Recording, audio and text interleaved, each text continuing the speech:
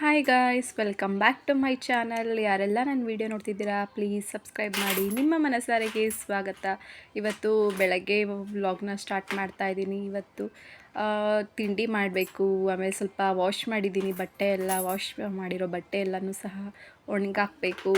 ಆಮೇಲೆ ಇವತ್ತು ಮಾರ್ನಿಂಗು ಏನು ಮಾಡೋಣ ಅಂತ ಯೋಚನೆ ಮಾಡ್ತಿದ್ದಾಗ ಮೆಂತ್ಯ ಸೊಪ್ಪಿತ್ತು, ಅದಕ್ಕೆ ಮೆಂತ್ಯ ಬಾತ್ ಮಾಡೋಣ ಅಂತ ಎಲ್ಲ ಹೇಳ್ಬಿಟ್ಟು ರೆಡಿ ಮಾಡಿಕೊಂಡೆ. ಫಸ್ಟಿಗೆ ನಾನು ಬಾಣಲಿಗೆ ಎಣ್ಣೆ ಹಾಕ್ಕೊಂಡು ಈರುಳ್ಳಿ, ಬೆಳ್ಳುಳ್ಳಿ, ಶುಂಠಿ, ಹಸಿಮೆಣ್ಸಿಕಾಯಿ, ಟೊಮೆಟೊ ಎಲ್ಲನೂ ಹಾಕ್ಕೊಂಡು ಚೆನ್ನಾಗಿ ಫ್ರೈ ಮಾಡ್ಕೊಳ್ತೀನಿ. ಈ ಥರ ಫ್ರೈ ಮಾಡ್ಕೊಂಡು ಮಾಡೋದ್ರಿಂದ ಟೇಸ್ಟು ಒಂಥರ ಡಿಫ್ರೆಂಟಾಗಿ ಚೆನ್ನಾಗಿ ಬರುತ್ತೆ.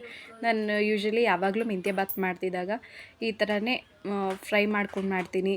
ಸೊ ಟೇಸ್ಟು ಚೆನ್ನಾಗಿ ಬರುತ್ತೆ. ಮೆಂತ್ಯ ಸೊಪ್ಪು, ಕೊತ್ತಂಬರಿ ಸೊಪ್ಪು, ಸ್ವಲ್ಪ ಪುದೀನ ಹಾಕ್ಕೊಂಡು ಮತ್ತೆ ಫ್ರೈ ಮಾಡ್ಕೊತಾ ಇದ್ದೀನಿ. ಸ್ವಲ್ಪ ಫ್ರೈ ಮಾಡೋಕೆ ಇಟ್ಕೋತೀನಿ ಮೆಂತ್ಯ ಸೊಪ್ಪನ್ನ. ಮತ್ತು ಇನ್ನೊಂದು ಸ್ವಲ್ಪ ಒಗ್ಗರಣೆಗೆ ಅಂತ ಇಟ್ಕೊಂಡಿರ್ತೀನಿ. ಇದು ಫ್ರೈ ಮಾಡೋದು ನಾವು ರುಬ್ಕೊಂಡು ಒಗ್ಗರಣೆಗೆ ಹಾಕ್ಕೊಬೇಕು. ಸ್ವಲ್ಪ ರುಬ್ಬಕ್ಕಂತಲೇ ಸ್ವಲ್ಪ ಮೆಂತ್ಯ ಸೊಪ್ಪನ್ನ ಸೈಡಲ್ಲಿ ಇಟ್ಕೊಳ್ತೀನಿ. ಮತ್ತು ಫ್ರೈಗೆ ಅಂತಲೇ ಸ್ವಲ್ಪ ಸಪ್ರೇಟ್ ಇಟ್ಕೊಂಡು ನಾನು ರೆಡಿ ಮಾಡ್ಕೊತೀನಿ. ಅದಕ್ಕೊಂದು ಸ್ವಲ್ಪ ತೆಂಗಿನಕಾಯಿ ತುರಿ ಹಾಕ್ಕೊಂಡು ಈ ಥರ ಚೆನ್ನಾಗಿ ಫ್ರೈ ಆಗಬೇಕು. ತಣ್ಣಗೆ ಆರಿದ ಮೇಲೆ ಅದನ್ನು ರುಬ್ಬಕ್ಕೆ ಹಾಕ್ಕೊಳ್ತಾ ಇದ್ದೀನಿ. ಮತ್ತು ಇವಾಗ ಪಾತ್ರೆಗೆ ಎಣ್ಣೆ ಹಾಕ್ಕೊಂಡು ಪಲಾವ್ ಐಟಮ್ ಹಾಕ್ಕೊಂಡು ಸ್ವಲ್ಪ ಈರುಳ್ಳಿ, ಬಟಾಣಿ ಎಲ್ಲ ಹಾಕ್ಕೊಂಡು ಚೆನ್ನಾಗಿ ಫ್ರೈ ಮಾಡ್ಕೊತಾ ಇದ್ದೀನಿ. ಬಟಾಣಿ ಎಲ್ಲ ಎಣ್ಣೆಲೇ ಚೆನ್ನಾಗಿ ಫ್ರೈ ಆಗಬೇಕು. ನೆಕ್ಸ್ಟ್ ಅದಕ್ಕೆ ಟೊಮೆಟೊ ಹಾಕ್ಕೊಂಡು ಇದಕ್ಕೆ ಮೆಂತ್ಯ ಸೊಪ್ಪು, ಸ್ವಲ್ಪ ಸೈಡಲ್ಲಿ ಇಟ್ಕೊಂಡಿರೋ ಮೆಂತ್ಯ ಸೊಪ್ಪನ್ನ ಹಾಕ್ಕೊಂಡು ಚೆನ್ನಾಗಿ ಫ್ರೈ ಮಾಡ್ಕೊತಾ ಇದ್ದೀನಿ. ಮೆಂತ್ಯ ಸೊಪ್ಪನ್ನ ಬಿಡಿಸ್ಕೊಂಡಿದ್ರೆ ಸಪ್ರೇಟ್ ಮಾಡಿಕೊಂಡು ಅದಕ್ಕೊಂದು ಸ್ವಲ್ಪ ಇದೊಂದು ಸ್ವಲ್ಪ ಹಾಕ್ಕೊಂಡು ಫ್ರೈ ಮಾಡ್ಕೊತೀನಿ. ನೆಕ್ಸ್ಟು ರುಬ್ಬಿರೋ ಮಸಾಲೆನ ಇದಕ್ಕೆ ಹಾಕ್ಕೊಂಡು ಫ್ರೈ ಮಾಡ್ಕೊತೀನಿ. ಈ ರುಬ್ಬಿರೋ ಮಸಾಲೆಗೆ ತಕ್ಷಣ ನಾವು ನೀರು ಹಾಕಬಾರ್ದು, ಅದಕ್ಕೆ ಹಸಿ ಸ್ಮೆಲ್ ಹೋಗಬೇಕು ಸ್ವಲ್ಪ. ಅದಕ್ಕೋಸ್ಕರನೇ ಅದರಲ್ಲೇ ಸ್ವಲ್ಪ ಎಣ್ಣೆಲೇ ಫ್ರೈ ಆಗಬೇಕು ಅಂತ ಬಿಟ್ಟು ಸ್ವಲ್ಪ ಕುದ್ದಾದಮೇಲೆ ಎಷ್ಟು ಬೇಕೋ ಅಷ್ಟು ನೆಕ್ಸ್ಟು ನಾನು ನೀರು ಹಾಕ್ಕೊತೀನಿ. ಇದು ಚೆನ್ನಾಗಿ ಕುದಿ ಬಂದಿದೆ. ಕುದಿ ಬಂದಮೇಲೆ ಇದನ್ನು ತಿರುಗಿಸ್ಕೊಂಡು ನಮಗೆ ಅಳತೆಗೆ ಎಷ್ಟು ಬೇಕೋ ಅಷ್ಟು ನೀರನ್ನು ಆ್ಯಡ್ ಮಾಡ್ಕೊಬೇಕಾಗುತ್ತೆ. ಇವಾಗ ನಾನು 1 ಗ್ಲಾಸ್ ಅಕ್ಕಿ ತೊಗೊಂಡ್ರೆ 2 ಗ್ಲಾಸ್ ನೀರು ತೊಗೊತೀನಿ. ಆ ಥರ ಅಳತೆಯಲ್ಲಿ ಹಾಕ್ಕೊಳ್ಬೇಕು. ಇದು ಚೆನ್ನಾಗಿ ಕುದೀತಾ ಇದೆ. ನಾನು ಕುಕ್ಕರಲ್ಲಿ ಕೂಗಿಸ್ಕೊಳ್ಳಲ್ಲ, ಪಾತ್ರೆಯಲ್ಲೇ ದಮ್ ಕಟ್ತೀನಿ. ಅದಕ್ಕೋಸ್ಕರನೇ ಅಕ್ಕಿ ಹಾಕ್ಕೊಂಡು ಇವಾಗ ಚೆನ್ನಾಗಿ ಕುದಿ ಬರಬೇಕು.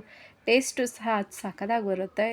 ಯಾವಾಗಲೂ ಯೂಶ್ವಲಿ ಮೆಂತ್ಯ ಬಾತನ್ನ ನಾನು ಈ ಥರನೇ ಮಾಡ್ತಾಯಿರೋ. ಪಲಾವ್ ಐಟಮ್ಗಳು ಏನೇ ರೆಸಿಪಿ ಪಲಾವ್ ಐಟಮ್ ಮಾಡಿದ್ರು ನಾನು ಇದೇ ಥರ ದಮ್ ಕಟ್ಕೋತೀನಿ, ಕುಕ್ಕರಲ್ಲಿ ಕೂಗಿಸ್ಕೊಳ್ಳಲ್ಲ. ಮೆಂತ್ಯ ಬಾತ್ ಸಖತ್ತಾಗಿರುತ್ತೆ. ಸೊ ಇವಾಗ ಬಟ್ಟೆ ಎಲ್ಲ ವಾಶ್ ಮಾಡಾಗಿದೆ, ಅದನ್ನೆಲ್ಲ ಮೇಲೆ ಒಣಗಾಕಬೇಕು. ಆವಾಗಲೇ ಸ್ವಲ್ಪ ಒಣಗಾಕಿದ್ದೆ, ಇನ್ನೊಂದು ಸ್ವಲ್ಪ ಹಾಗೆ ಇತ್ತು, ಜಾಗ ಇರಲಿಲ್ಲ ಅಂತ ಹಾಗೆ ಬಿಟ್ಟಿದ್ದೆ. ಇವಾಗ ಹೋಗ್ಬಿಟ್ಟು ಒಣಗಾಕಬೇಕು. ನಾನು ಮೇಲೆ ಹೋಗ್ತಿದ್ದಾಗ ನನ್ನ ಮಗನೂ ನಾನು ಬರ್ತೀನಿ ಅಂತ ಹೇಳ್ಬಿಟ್ಟು ಹಿಂಸೆ ಮಾಡ್ಕೊಂಡು ಬಂದ. ಸೊ ಸಿಕ್ಕಾಪಟ್ಟೆ ಬಿಸಿಲಿದೆ ಅಂತ ಹೇಳಿದ್ರು ಕೇಳಲಿಲ್ಲ. ಕಾಲಿಡೋಕ್ಕೂ ಆಗ್ತಿಲ್ಲ, ಅಷ್ಟೊಂದು ಬಿಸಿಲು ಸಿಕ್ಕಾಪಟ್ಟೆ. ಅದು ಬಟ್ಟೆ ತೆಗ್ದಿದ್ದೀನಿ, ಇದನ್ನು ಒಣಗಾಕಬೇಕು. ಸ್ವಲ್ಪ ಒಣಗಾಕ್ಬೇಕು, ಸಿಕ್ಕಾಪಟ್ಟೆ ಬಿಸಿಲಿದೆ. ಇದು ತೆಗ್ದಿರೋ ಬಟ್ಟೆನ ಒಳಗಿಟ್ಬಿಟ್ಟು ಆಮೇಲೆ ಬಂದು ಒಣಗಾಕ್ತೀನಿ. ನೆಕ್ಸ್ಟು ಬಟ್ಟೆ ಎಲ್ಲ ಹಾಕಿದ್ದೀನಿ.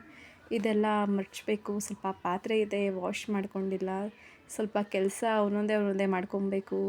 ನನ್ನ ಮಗ ಹಿಂಸೆ ಕೊಡೋದ್ರಿಂದ ನನ್ನ ಮಗನೇ ನೋಡೋ ಅಥವಾ ಕೆಲಸ ನೋಡೋದು ಅಂತ ಸಿಕ್ಕಾಪಟ್ಟೆ ಹಿಂಸೆ ಆಗಿರುತ್ತೆ. ಅದಕ್ಕೋಸ್ಕರ ಅದರಲ್ಲೇ ಈಗ ಕೆಲಸ ಮುಗಿಸ್ಕೊಬೇಕಾಗಿರುತ್ತೆ. ಸೊ ಪಾತ್ರೆ ಎಲ್ಲ ನೀಟಾಗಿ ವಾಶ್ ಮಾಡಿಕೊಂಡು ಇನ್ನು ನೈಟ್ ಅಡುಗೆ ಎಲ್ಲ ರೆಡಿ ಮಾಡ್ಕೊಬೇಕು. ಅದಕ್ಕೆ ಬೇಗ ಮನೆ ಕ್ಲೀನ್ ಬೇರೆ ಮಾಡ್ಕೊಳ್ಬೇಕು. ಅದಕ್ಕೋಸ್ಕರ ಪಾತ್ರೆ ಎಲ್ಲ ವಾಶ್ ಮಾಡ್ಕೊತಾ ಇದ್ದೀನಿ. ನಾನು ಸ್ವಲ್ಪ ಗ್ರೋಸರೀಸ್ ಐಟಮ್ ತರಬೇಕಾಯ್ತು ಅಂತ ಹೇಳ್ಬಿಟ್ಟು ಅಂಗಡಿಗೆ ಹೋಗಿದ್ದೆ. ಸೊ ಎಲ್ಲ ಎಷ್ಟೆಷ್ಟಾಗುತ್ತೆ ಅಂತ ಹೇಳ್ಬಿಟ್ಟು ಲೀಸ್ಟ್ ಬರ್ಕೊಂಡಿರೋದು ಕೊಟ್ಬಿಟ್ಟು ಲೆಕ್ಕ ಹಾಕಿ ಅಮೌಂಟ್ ಕೊಟ್ಟಿದ್ದೀನಿ. ಆಮೇಲೆ ಅವರು ಪ್ಯಾಕಿಂಗ್ ಮಾಡಿದ್ರು. ಆವಾಗಲೇ ದುಡ್ಡೆಲ್ಲ ಕೊಟ್ಟಿದ್ದೀನಿ.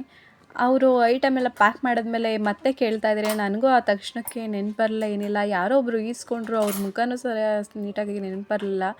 ಸೊ ಐಟಮ್ ಕೊಡಬೇಕಾದ್ರೆ ಎಷ್ಟೊಂದು ಜನ ಇರ್ತಾರೆ. ನಾವು ಹುಷಾರಾಗಿ ನೋಡಿಕೊಂಡು ಯಾರ ಕೈಲಿ ಅಮೌಂಟ್ ಕೊಟ್ಟು ಎಷ್ಟಾಯಿತು ಅಂತ ಲೆಕ್ಕ ಇರಬೇಕಾಗುತ್ತೆ.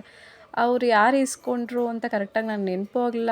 ಒಟ್ಟಿನಲ್ಲಿ ದುಡ್ಡು ಕೊಟ್ಟಿರೋದು ನೆನಪಿದೆ, ಯಾರು ಇಸ್ಕೊಂಡ್ರು ಅಂತ ಗೊತ್ತಾಯಿಲ್ಲ. ಈ ಮಾಡಿರೋ ಎಡವಟ್ಟಿಂದ, ಟೆನ್ಷನಿಂದ ಸೊ 2 ಸಲ ಐಟಮ್ಗೆ ದುಡ್ಡು ಕೊಡೋಂಗೆ ಆಯಿತು. ಯಾವಾಗಲೂ ಈ ಥರ ಆಗ್ತಾ ಇರಲ್ಲ, ಯಾಕೆ ಸಡನ್ನಾಗಿ ಆಗ್ತು ಅಂತಲೇ ಗೊತ್ತಿಲ್ಲ. ಇಲ್ಲ ಅವರು ಇಲ್ಲ ಅನ್ನೋದಕ್ಕೆ, ನಾನು ಕೊಟ್ಟಿದ್ದೀನಿ ಅನ್ನೋದಕ್ಕೆ ಕನ್ಫರ್ಮ್ ಕರೆಕ್ಟಾಗಿ ಅವ್ರ ಕಡೆಯೂ ಇರಲಿಲ್ಲ, ನನ್ನ ಕಡೆಯೂ ಇರಲಿಲ್ಲ ಅಂತ ಹೇಳ್ಬಿಟ್ಟು ನೆಕ್ಸ್ಟು ಕೊಟ್ಟೆ. ಆಮೇಲೆ ಮನೆಗೆ ಬಂದು ನೆನಪಿಸ್ಕೊಂಡೆ ಕೊಟ್ಟರೆ ಅಂತ. ಮತ್ತೆ ಅವ್ರ ಹತ್ರ ಹೋಗಿ ಕೇಳಿ ಇದು ಮಾಡೋದೆಲ್ಲ ಯಾಕೆ ಅಂತ. ನಮಗೆ ಇರಬೇಕು, ನಮ್ಮ ನೆನಪಿನ ಶಕ್ತಿ ನಮಗಿರಬೇಕು. ನಾವು ಕೊಟ್ವಾ ಅಂತ ನಾವು ಹುಷಾರಲ್ಲಿ ನಾವಿರಬೇಕು ಹೊರತು ಅವ್ರು ಈಸ್ಕೊಂಡವರು ಲೆಕ್ಕ ಇರಲ್ಲ. ಅವ್ರೇನು 2 ಸಲ ಇಸ್ಕೊತಾನೆ 3 ಸಲ ಇಸ್ಕೊತಾ ಇದ್ದಾರೆ. ಸೊ ಎರಡೆರಡು ಸಲ ಕೊಟ್ಟು ದುಡ್ಡು ಕಳ್ದಂಗೆ ಆಯಿತು ಅಂತ ಒಂದು ಬೇಜಾರು. ಅದಕ್ಕೋಸ್ಕರ ಯಾವಾಗಲೂ ಒಂದೊಂದ್ಸಲಿ ನನಗೆ ಅವಾಗವಾಗ ಸ್ವಲ್ಪ ಮರ್ತೋಗಂಗೆ ಆಗ್ತಾನೆ ಇರುತ್ತೆ.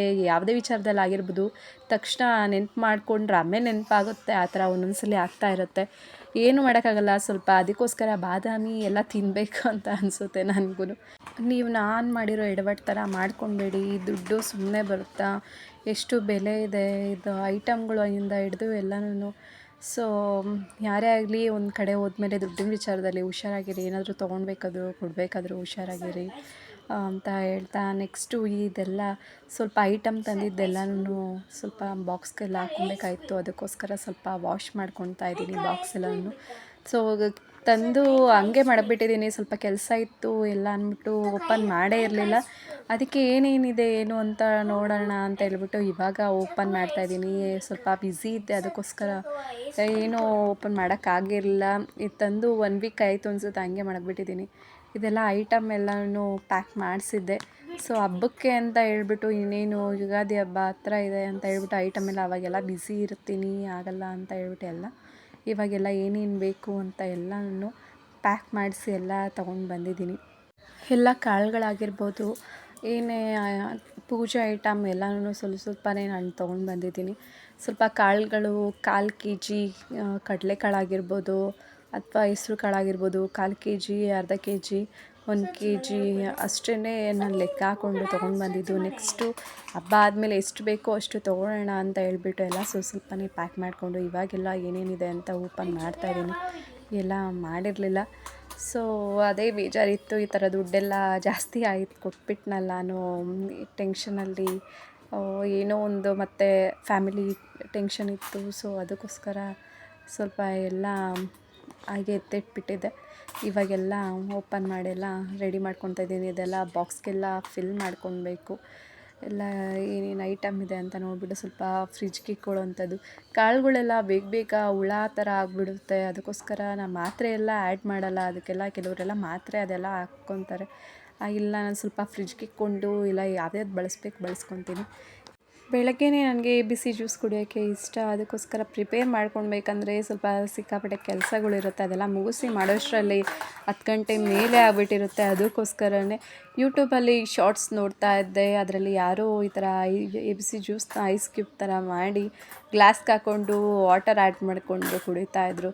ಸೊ ನಾನು ಈ ಥರ ಟ್ರೈ ಮಾಡೋಣ ಅಂತ ಹೇಳ್ಬಿಟ್ಟು ಎಲ್ಲ ರೆಡಿ ಮಾಡ್ಕೊತಾ ಇದ್ದೀನಿ. ಎಲ್ಲ ರೆಡಿ ಮಾಡಿಕೊಂಡು ಈ ಥರ ಗ್ಲಾಸಲ್ಲಿ ಹಾಕೋದೆ ಎಲ್ಲ ಸ್ಪ್ರೆಡ್ ಆಗೋಯಿತು. ಅದಕ್ಕೋಸ್ಕರ ನಾನು ಸ್ಪೂನಲ್ಲೇ ಹಾಕ್ಕೊತಾ ಇದ್ದೆ.